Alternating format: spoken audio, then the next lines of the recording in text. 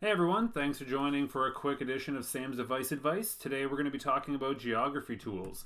So I've come across quite a few apps online that make teaching geography a lot more fun and a lot more engaging for the students as well. Geography is lucky, history is not so much. Trying to find these kind of activities for history is quite a bit more of a search. But let's go ahead and look at what we're doing today. So we're going to be looking at a program called Geoguessr, Tour Builder, Google Earth Online, Smarty Pins, a Google time lapse, which is impressive, and then Google Expeditions as well. So just as a heads up, my green screen lighting is pretty brutal back here. So if you see that white little glow over in this region, that's just poor lighting on my spot. Okay, so we're jumping into my Google Chrome. In this case, it doesn't really matter if I'm logged into my browser, but it's always a good idea because if I want to make these bookmarks, I might as well. So the first one we're going to look at is called Geoguessr. So if I type in geoguessr.com, Guesser without an E on it, and hit enter, it's going to bring me to this. Now this is a game that uses Google Street View to have students guess where they are in the world. So I'm going to go ahead and I'm going to make a new bookmarks folder. So I'm going to right click in my bookmarks bar. I'm going to add a folder, call this one Geography. And then I'm just going to drag Geoguessr into this one. Make it a little easier for me to find it later. You can log in and sign up for this if you'd like. That's more for tracking your progress or if you want to create your own maps. But you can do a lot of this without signing on. I've typically done this on the smartboard in front of the class, but you can assign this to students and have them try to compete against each other. If I were to just click on single player, it's going to drop me right into a game. That's fairly random, and then you can actually scroll down and you can choose from different types of maps. So you can decide whether you want to focus on US cities or if you want to check out famous places, but you can go through the official apps or maps, which are the ones that are made by this company, and then there's also ones that people have made themselves. So you can scroll through and see you have the UK, Netherlands, Australia, and we can do Canada as well. So I'm going to go ahead and click play on Canada to show you what this looks like. And what it does is it drops you into a Google Street View and it asks you to guess where in the world you are. Now obviously we know we're in Canada, so that's a bit of a hint. But then I can start scrolling around and I can actually move around on this page if I want to also. So I can move my camera, see where I am, I can zoom in and out, and then it asks you to choose on the map where you think you are. So don't judge me, I'm going to zoom in and randomly assume it's somewhere in Ontario between Toronto and Ottawa. If I click make a guess, they do have it set up that with ads, so if you sign in with your Google account, you get rid of these, but that's all right. And then this tells me, so I was actually way off. So this tells you how far away you were, and it gives you points based on that distance. So I can scroll down and play my next round. And I am using an ad blocker, so yeah, anyways, this is not really showing this all that well, but this is a really cool tool that if I turn off my ad blocker up here, you can get students playing around with this. But if you log in, all of this will go away. The next one I wanted to show you, it's a little bit more in depth, and I've actually used this for full-on assignments as well. I've also created lessons using this. It's called Tour Builder. So again, this is tourbuilder.withgoogle.com, or if you just type into a Google search Tour Builder, you'll find it. And what it is, it's a way to use Google Maps to then create a whole trip or a tour that people can follow along. So we can scroll down and let's look at, actually I'll sign in. So it's going to ask you to sign in with your Google account. So I'm just going to use my professional one here. Make sure I have my right password. Right, we're laughing. So you can go into tours that you've created. You can find any shared tours that people have shared with you. But we're going to go into the gallery just so you can see what other people's look like. And in this case, let's choose, there's one, Goodall. Let's look at Jane Goodall. So this is what the tour looks like once it's completed. So it gives you an overview in this right-hand window to show where the tour is going to take place. You have an introduction, and this one has a picture, and then a write-up about Jane Goodall. And then if I click next, this is now going to bring me to each location, and it's going to zoom this map into whatever view was set. It's giving me a few additional photos that I can scroll through, and again, another description. So you can see how this could be used for whether it's research or whether it's students creating their own tour. And to do that, they need to click on Create New Tour. So we can do that from the home page. I'm going to go down here, Create New Tour. I can give my tour a name, so let's just call this Sample Tour, and it's by me. I click Create a Tour. So then it's just as easy as setting up your introduction page, adding a photo. Anytime I search for myself, if I search for Sam, it always comes up with Uncle Sam usually. So let's go ahead. Actually, that's a handsome devil right there. So then you'd have your background information about your tour as well. Now, for example, I've had students use this for what they call a lit trip. So you have students read a novel, and then in Google and Tour Builder, they then map out where the character went in that story. So I've seen students do it with the book Unbroken. I've seen somebody had made one online actually for Eli Wiesel's Night. So it's pretty impressive. To add a location, you just hit Add a Location. In this place, let's do London, Ontario, which is where I am. And we'll hit OK. I'm going to add London to my tour. Now that I'm in London, I can then control what I want the person to see when they view this location. And you can see where it says lock this view. So I could decide I want it to be kind of a zoomed in version of downtown, and I could hit lock this view. So that way when somebody jumps to London in my location, it'll zoom right into that picture. But you can actually go further, and you can use the Pegman to do street view. So if I want to be looking at, let's go to somewhere on Queens. Sure. Looking down this way. I can have this be my locked view. So again, when somebody gets to this location on my tour, it will zoom right in and be looking at that location. So the opportunities and the possibilities for using this in the classroom are endless. You could do this as a lesson and share it to your students, or you could ask your students to create a tour for any number of things. It could be literature, it could be geography. You could have them map out eco zones and have them show street view pictures of different areas within that eco zone.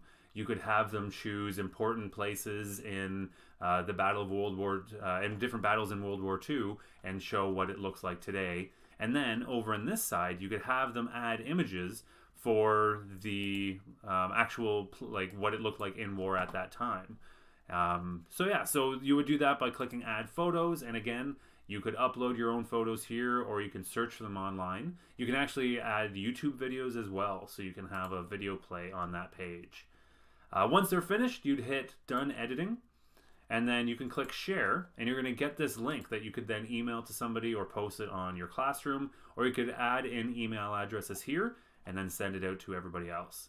So a really handy tool that you could use for your geography class. So I'm going to close these guys. The next one we're going to move on to is Google Earth. Now I would imagine everybody at this point is familiar with Google Earth, but it used to be a full program you had to download, but they've been able to make it a web-capable version now. So if you go to earth.google.com/web, you're going to have Google Earth show up in your web browser. Now my camera might get a little choppy here as this loads in because it's a pretty heavy program. If your school is using really old computers, this might be a little painful. But as this loads up, the new features that I'm a big fan of in this are pretty impressive, but the one I like most is Explore. So the Explore option lets you kind of read through stories that Google has curated that go along with the different locations on the map. Now, I should have had this opened up for us before we got here, but I wanted to show you loading it, but it's taken forever. So how about while this is loading in the background, we move over to the Google Earth time lapse. It's going to bug me that that's an uppercase A, even though it really doesn't matter. If I Googled Google Earth time lapse, my first option that comes up is this guy, and it's the Google Earth engine. This is actually being used for different research around the world, but I've had students use this when they're doing research on climate change or even economic growth of a country. What this does is it gives you a time lapse from 1984 to 2016 of satellite views of pretty much everywhere in the world. Now, obviously, as the time goes on, the satellite imaging gets a little bit better, and different cities had better images captured than others. But what this does is it allows you to go anywhere in the world and see the growth on screen live. They've curated a few different suggestions for you, so if you want to look at different glaciers receding, or you want to see Las Vegas explode in size, you could do that. But you could also type in your own city and see what the time lapse looks like there. And once you've checked or you've selected the place you want to go, you could share this or embed it on a Google Classroom or send it to your teacher as a student as part of a project. So once you're here, you can decide if you want to be fast, medium, or slow playback. Once you hit play, you can start seeing that growth of each area. So London's not all that impressive at this time, but it's kind of cool nonetheless. So that is the Google Earth time lapse using the Google Earth engine. Let's check in on Google Earth Web. No dice, so let's refresh this. Really, Google Earth is just a fancier version of Google Maps, but it's a really impressive visual for this, and you can actually zoom in really well. But I really want to show you the Explorer and the Voyager that's in here, but maybe that's going to be for another video. So let's jump over to Smarty Pins. Smarty Pins is a game that was created using Google Maps, and it looks like they're not paying Google for it. So that's why you're going to see for development purposes only. If this company wants to pay Google a fee, they can get this removed. But the game still works. What it is, it's essentially Trivial Pursuit using a map. So it's going to ask you different questions, and you're going to drag the pin around, kind of like we did in Geoguessr. And then it gives you points based on how far away you are from the actual location. Now this is going to be embarrassing if this is about something that I should know and I don't. So the question says, by 1960, 1/6 of Americans were somehow connected to the industry associated with this motor city. Boy, I hope it's Detroit. So you take your pin, you drop it somewhere on the map, and then you submit answer. You get points based on how far away you were and how quick you were as well. So thankfully I was correct. So you could go through with this and see each question is different categories, kind of like Trivial Pursuit. But I won't make you watch me do this. You can download this to an Android device or onto an iPad as well if you want to play it mobily. The last thing I'll show you, if Google Earth doesn't want to load for us, is Google Expeditions. Now, Expeditions is an app that you would use on an Android or an Apple device, and it's what they called mixed reality or augmented reality and virtual reality together, and it's a really cool program. What you would do is you would install the Google Expeditions app on your own phone or iPad or whatever you have as your device, and then your students could load it onto whichever phones or tablets they have in the classroom. And it doesn't all have to be the school ones. They could use their personal devices as well if they would like. And what you see on the left is what the teacher sees. So the teacher has a view of the a whole scene, let's say, and it's a 360 picture that in this teacher view you would be able to use your hand and scroll through. As the students, they would actually hold their device in front of them and turn, and as they turn, their screen's going to move with them and show them different parts of that location. And what else is pretty cool is that it has pre-made lessons and guiding questions for teachers when they're using this as well. So when you get into each scene, it's going to have some information for you to read, and then it's also going to give you some questions to ask your students and guide them through. I can't really do this justice just telling you about it. I highly recommend looking at it on this website or downloading it onto your phone and giving it a shot. They have over 100 different expeditions. Some of them are physical locations in the world, so you can do a tour of, I think Old Montreal is one of them. You can do a tour of the body where you look at cell structure, and the circulatory system was another one that I found. So they can be really interesting ways to just kind of get students to pay a little bit more attention or get them excited about something that otherwise might not be. And what you see this young guy doing is using the Google Cardboard. So it's literally a cardboard box that you can make yourself or order online for a couple bucks. You put your phone in it and it turns your phone into a virtual reality headset. I highly recommend looking into Google Cardboard. So unless Google Earth is going to show up for me one last time, it does not look like it's going to. Go on, check this out on your own, and on the left-hand column, you're going to see a ship steering wheel. I'm sure there's a better word for it, but a big old steering wheel from a ship. Oh, here we go. I got lucky. Okay, so this is Voyager. Voyager is going to... I'm going to skip this. Voyager gives you a whole bunch of different stories using Google Maps and Google Earth that it will then follow you around. So you can scroll through and see a whole bunch of different options they have.